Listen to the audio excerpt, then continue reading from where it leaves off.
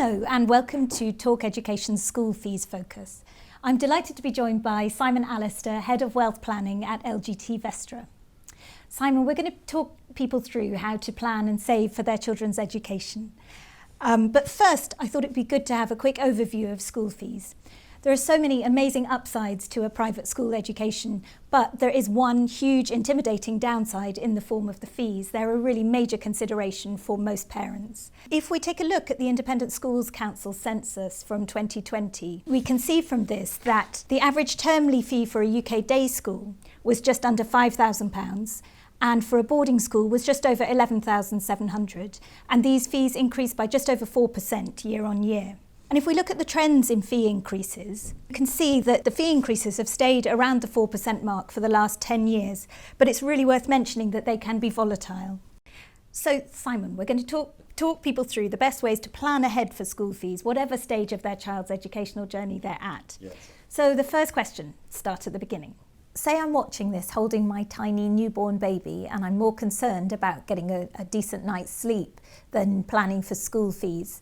How soon do I need to start planning? I would say timing is important, and the earlier the better when it comes to this, certainly from a planning perspective.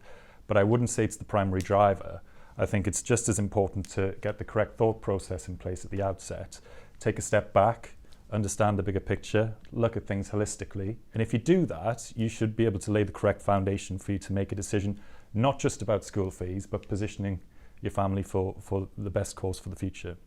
LGT Vestra is a wealth management firm, so we have clients from a whole host of different backgrounds and ways of lives. Whilst everybody's circumstances are different, in reality the methodology that we would employ to provide advice to them remains relatively simple, and we can get technical when we talk about this, but in reality it is a simple process. One, it's understanding where you're at now, so looking at your balance sheet, looking at all of the different component parts of your balance sheet. And I think I'd encourage people to go quite granular when it comes to that. Get out all of the policies that you've got from years back that you haven't really paid any attention to whatsoever, pensions and so forth. And then look at your income, look at your expenditure, try and visualize what things may look like going forward for you. And then once you have that, I think just trying to understand what you're trying to achieve, what your objectives are, what are the key priorities for you, and what is the vision for the family going forward, and then try and prioritize them. So maybe ranking 1 to 5 in terms of order. If you do that and you go through that methodology, then it should stand you in very good stead to be able to make a reasoned opinion as to what the situation is with school fees. That is the methodology that we employ. Now we have quite a lot of sophisticated tools in the background that we can use to expand upon that, and ultimately it's our responsibility to advise clients accordingly based on that. But I think the important thing is it's easy for any individual to replicate that methodology, so we'd certainly encourage parents to do that. And as I say, if you do that, hopefully, 1, it might be quite therapeutic for you to go through the process, and 2, it will probably bring out other areas of planning that you need to consider and position you correctly. Okay, so scenario 2, my child is 4 and on the verge of starting school, and the reality of the financial commitment I'm signing up to is just hitting me. Am I too late to start saving? Well, the simple answer is no. Great. which is always helpful. I think if you go back to doing that housekeeping exercise at the start, then you should have a reasonable idea very quickly as to what's affordable and what's not affordable for you, and certainly what you need to do to get to where you want to get to, if that is the case. As you can imagine, we've done quite a lot of analysis on this with our clients, and it's interesting. So if I was just to read out some numbers for you, if you were looking to start saving from scratch from when your child is 4, we estimate accounting for a fairly balanced investment returns, a couple would need to save around about £21,400 a year annually to meet school fees expenses. If the couple were to take that back and start saving when their child was born, that figure would reduce to £14,300. Marked difference. And then if they're prudent enough to start saving 5 years before the child is born, They have the foresight to do that, which... Does anybody do that? Some people do. Okay. And they've got the mindset to do that. Granted, not everybody can do that, but then that figure would go down to 9,300, which is still a big commitment in anyone's book. But you can see the power of starting early when it comes to saving. So now this magic word compounding, your colleague Russell has recorded a really helpful video on this, which we'll put up on the website. He likens compounding to sourdough, which I think is a really good 2020 metaphor. Talk us through it. Yes, compounding. And you should watch Russell's video if you get a chance. It's really good. So I would see compounding as earning a return on the return made in the previous year. So hang on, say that again. Earning a return on your investment that you've made in the previous year. So when I look at it, I picture a snowball running down the hill. As it starts going down the hill, it starts off relatively small, but the impact gets bigger and bigger as the rotations go along and as you go further down the hill.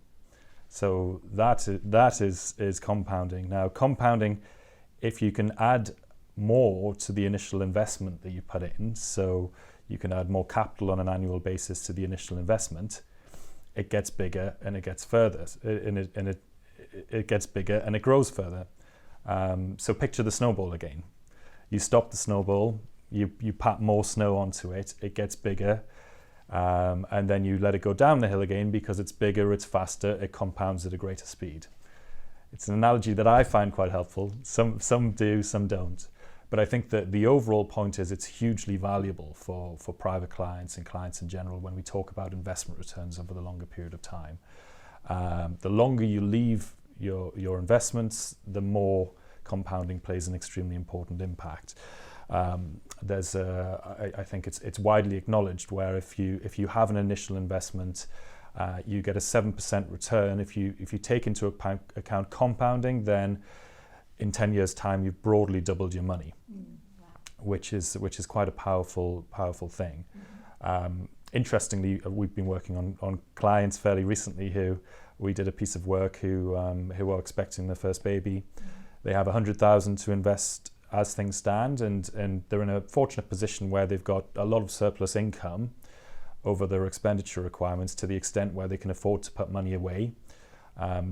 We've talked about utilising their ISA allowances. For people that aren't familiar with ISA allowances, each individual has a 20,000 per year ISA allowance that they can use, per tax year that is. So for couples, that's 40,000. And we did some quite interesting analysis which looks at the power of compounding on those returns and tried to project forward the value of their investments if they were to invest that 100,000 and contribute 40,000 a year over a period of time. And the results were really quite interesting. So after 5 years, the value of that pot would be around 420,000, which isn't bad. Now we're assuming a fairly balanced growth rate when we do these calculations. After 11 years, the pot would be around 876,000. And again, we're assuming that they're not taking any payments or spending any of these funds. And just to project forward to after 16 years, so broadly when a child starts sixth form, the pot would be broadly just under 1.4 million. Wow. Which again demonstrates the benefits of compounding over a longer period of time. And it's an extremely valuable tool for our clients to use. And it's something to grasp with when it comes to looking at school fees, because the earlier you can start saving, the better. School fees increases can vary from year to year. Who knows what the school fees are going to be when my child's in the upper sixth? How can I possibly plan for something as unknown as that? It's difficult. I think I would go back to the original point that we made at the start. If you stick to the methodology at the outset, you lay the correct foundations at the outset, you're quite conservative in terms of the assumptions that you use at the outset and the methodology that you use at the outset, then that should give you enough ammunition to feel comfortable with the decision that you make one way or the other. So clearly that would probably need tweaking here or there depending upon circumstances. But also it goes the other way. What you might find is if you have been quite conservative at the outset and you've gone in with your eyes wide open, you might actually find that, certainly with the benefit of compounding, it might not be quite as unpleasant as what you were actually think for the family over the longer term. Just say I'm dithering about whether independent education is worth it, or whether I'd be better saving the money to give my child to buy a house when they leave school, when they leave university. Do you have a view on this? Yeah, it's an interesting one. I don't know whether I can comment too much on the merits of education. Obviously, that's a personal decision for each family, and each family is different. What I would say is just saving money in a high interest savings account over the longer term as a nest egg for your children isn't necessarily a sensible option, and we certainly wouldn't encourage it. At the very least, you should look at the likes of ISAs to save up over the longer term and consider investing your money appropriately. Some schools offer advance fee funds where you can pay a lump sum in, pay the fees in advance. Would you say this is worth doing or not? There's no harm in exploring the option. In fact, it's sensible to explore the option. It would be remiss not to explore it. You'd be kicking yourself in the foot if you found out afterwards that there was options available on the table there. What I would say is if you did get that, you then need to look at it and weigh up whether or not it makes sense for you actually to take it, because there's an analytical piece to actually work out what is best for you. And I think there are a few other important points around the outside that you need to be aware of there. One, will it be beneficial for you? What happens if something goes wrong? From our experience of those situations, often those contracts favour the school rather than the parents. So you don't want to find yourself where you can't get your money back if circumstances change. And don't be afraid to negotiate. So you mentioned at the start, I think the nature of the beast as to where we are. I think there's probably quite a lot of room for manoeuvre with schools. So I'd certainly encourage parents to explore all avenues in relation to that at the start, and don't be afraid to have an open dialogue with schools. So, Simon, if grandparents or other relatives are kind enough to offer to help pay children's school fees, what's the best way for them to do this? What are the tax benefits that they should be aware of? I think this is a really important part of the picture, and it's something that we see a lot with our clients. You can often see it's mutually beneficial for both parties. Clearly, it's beneficial for the parents, but we find certainly for grandparents where they're fortunate enough to be in the position where they can help their grandchildren, then it's certainly beneficial from their perspective to be able to assist. And from a tax perspective, it is also very tax efficient for grandparents to devolve wealth to the grandchildren on a variety of different levels. What do we see? It can be approached in a variety of different ways, basically. We have some grandparents that will make regular gifts to the grandchildren. We have some grandparents that pay school fees directly from the school, although less common now. I think a lot of the work that we would do is to try and work with grandparents to try and quantify the monetary amount required, the pot required now to fund future school fees. And if we do that, then the golden rule for grandparents when it comes to inheritance tax planning is generally the earlier you can gift away, the better. So often it's tax efficient to make that one gift as a lump sum for the grandchild rather than doing it on a regular basis. And we see that quite often with clients, and it's something that we can advise upon very, very easily. So let's just talk briefly about international students and their families. It's worth pointing out that many schools charge a higher level of fees for international students, so families should be aware of this. What else should they think about from your point of view? Yeah, I think it's a really good point. I think the methodology at the outset wouldn't change for international clients. Mm-hmm. So again, we deal with this for our international clients. The mindset, the methodology, the thought process around is this affordable, can we do it, and the options in terms of saving remain relatively unchanged. I think the key with international clients is obviously exchange rates and the impact that would have on their decision making. Clearly, if it adds a layer of risk that can go one way or the other for individuals, and it certainly needs to be factored in the overall thought process. Plus, going back to negotiations, international clients are very much sought after by a lot of private schools, and therefore always remember to negotiate, and there is room for negotiation. Let's talk about school fee insurance schemes. Are they worth it? For those of you that don't know, these are schemes that pay out in the event of a death or a critical illness to make sure that the school fees will continually be paid. The policy proceeds go directly to the school rather than the individual, and there's some benefits for that. What I would say, and it probably goes back to the conversation at the start, I don't think you should look at this in isolation. I think it needs to be something that you consider in the round as part of the housekeeping that we talked about to start off with. So clearly parents need to think about worst case scenarios and those situations if something was to happen to the highest earner and so forth. But that needs to be done taking a step back at a family level rather than specifically looking at school fees. What is in place at the moment? What is the requirement for the family over and above school fees as a bare minimum? And what are the options available across the board?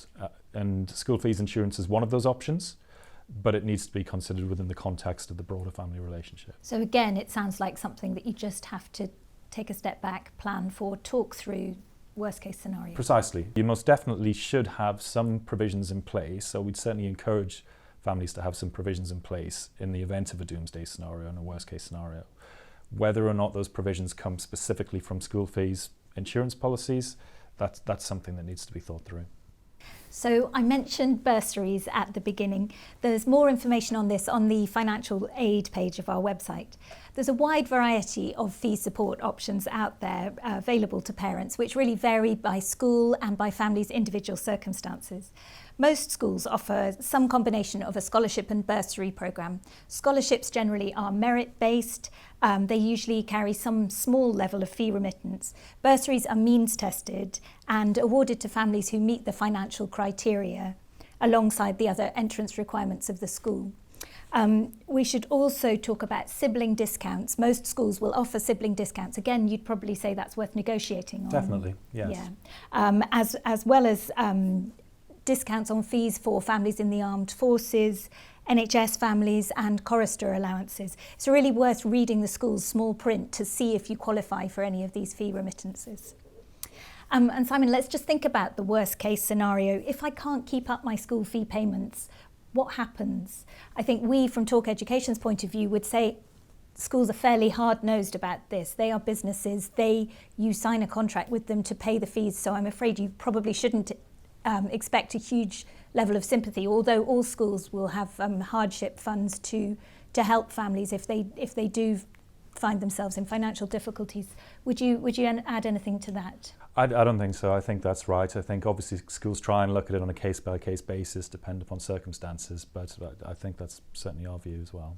So I think just to add to this, the key is to communicate with schools, communicate with bursars. They are all human beings, in my experience.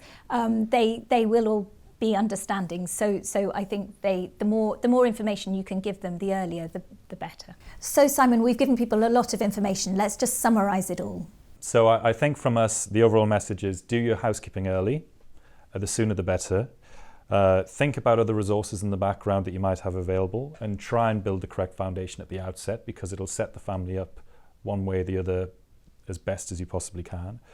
Realise that the earlier you start, the more compounding will make a difference going forward. Have an open dialogue with schools. I think that's extremely important. And if you do all of those things, then that should give you the best ammunition to make the right decision for you and your family. Brilliant. And if people would like to continue the conversation with you, we would be more than happy to answer any questions, so please do get in touch. Brilliant. Thank you so much. Thank you.